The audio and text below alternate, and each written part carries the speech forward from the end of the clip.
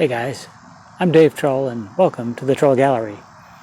In my ongoing efforts to organize my, for now, shop, I realized it's probably not a great idea to keep my wrenches and stuff just in a pile on the floor of the closet.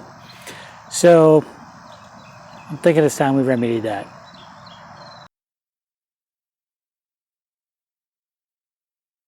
This is my pile of wrenches, sockets, and nut drivers. They're pretty much the way they always have been, a mess. I'm not going into this project with full plans and mock-ups. We're just going to design on the fly. But the final piece should look something like this. Well, that's the idea anyways. This piece of 3/4 inch MDO plywood is going to be the base of the piece. It seems to be large enough, and since we're still on lockdown 2020, I'm going to use what I've got on hand. I'm starting with some leftover 3/4 inch pine boards. I ripped down the first shelf to hold the nut drivers to 1.5 inches wide.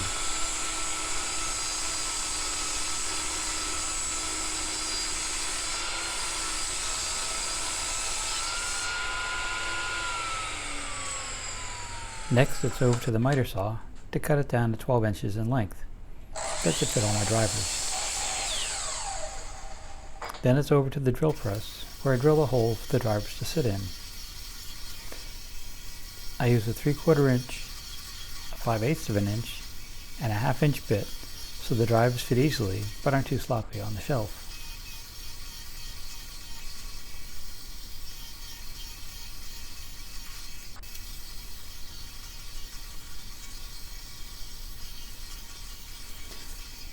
Back at the table saw, I ripped down a 17 inch long piece of pine for the socket rails. I set the blade at 45 degrees and ripped the 4 5/8 inch wide board in half. The angle will tilt the sockets out for easier access once it's mounted on the back.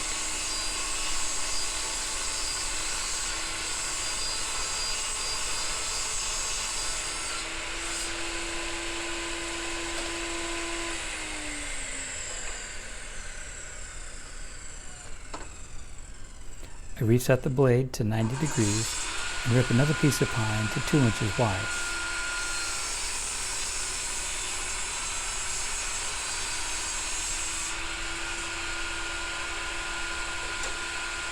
Take that over to the miter saw, square one end,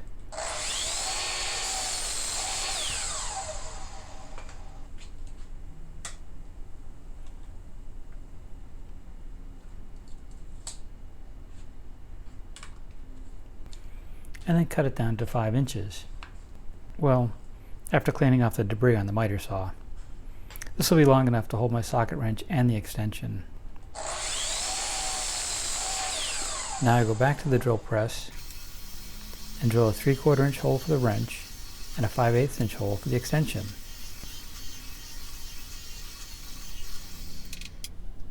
I put a 1/4 inch roundover bit in my router table and round over the edges of the 4 shelf pieces that I've made.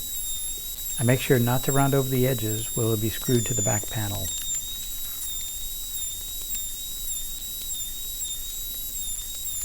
Then it's time for some quick sanding before installation. After laying out the locations, I pre-drilled the mounting holes on the 2 smaller shelves in the front.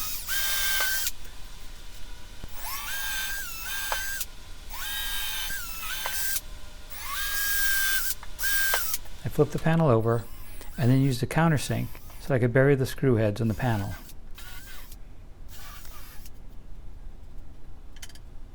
To drill and countersink the 2 angled shelves, I used one of the shelves as a guide to estimate the angle.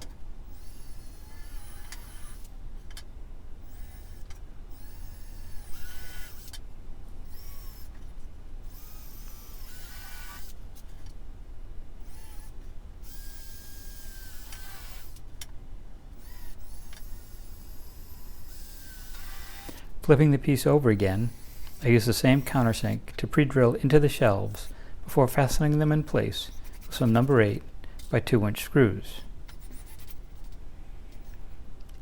I marked reference points on the center of the shelves and on the backboard that correspond to the center line of the mounting holes.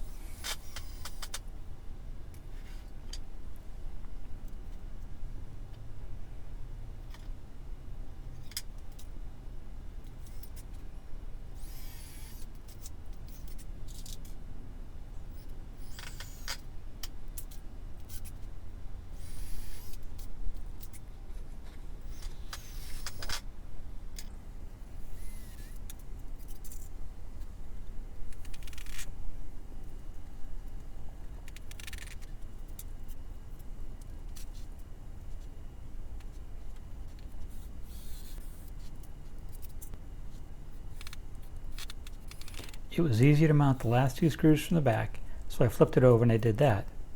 I did miss one of the screws on the lower angled shelf, so I pulled that off, repaired the split, and reattached it after the glue dried. Since sanding lines off of MDO leaves a mess, I used painter's tape and a pen for my layouts. Then I followed my marks and pre-drilled the locations for my first set of wrenches.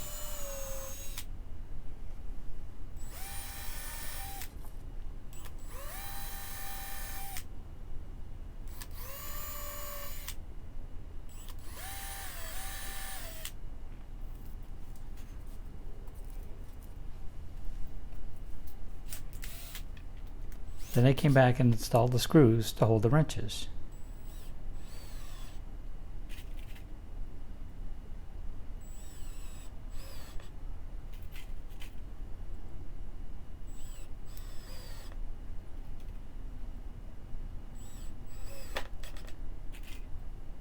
And once that was done, I set the wrenches in place to double check the spacing. The layout and assembly went pretty much the same way for the next 2 sets of wrenches.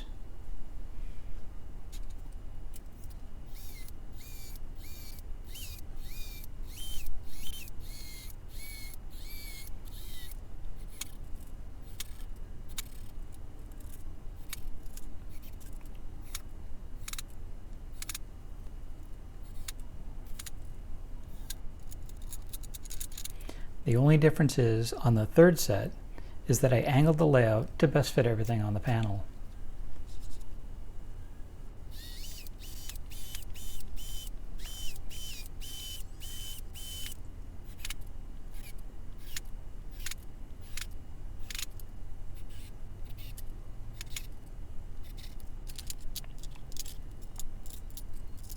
I lost the footage of my French cleat. If you're not familiar, the miter piece on the right, or the top, will rest on a mating piece attached to the wall. The left or bottom rectangular piece is there just as a spacer to keep the panel from sitting at an angle when it's on the wall. They were pre-drilled and attached with number 8 by 1¼ inch screws. One of the last steps is to mount the socket rails to their shelves. The rails had holes drilled them already, so I pre-drilled holes in the shelves at those locations and fastened them in place with number 6 by 1/2 inch screws.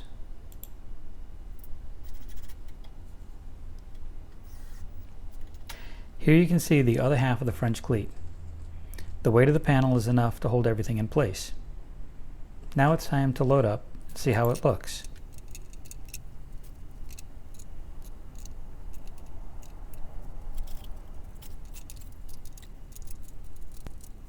And since I don't use these tools all the time, I found an out-of-the-way place to hang them. And here it is, all of my wrenches, sockets, and nut drivers, neatly mounted and easy to access. Much nicer than laying in a pile on my closet floor. And there it is. No plans, some scrap lumber, and a couple hours of work. And another part of my shop is finally organized. If you enjoyed this video, please share it with your friends and maybe give us a thumbs up. I've got a lot of work to do around here. We'll be building a new shop, fitting it out, refurbishing this 95-year-old house, maybe building the occasional piece of furniture as well. So if you'd like to see what's coming up next, hit that subscribe button and follow along. For now, stay safe, be well, take care. We'll see you soon.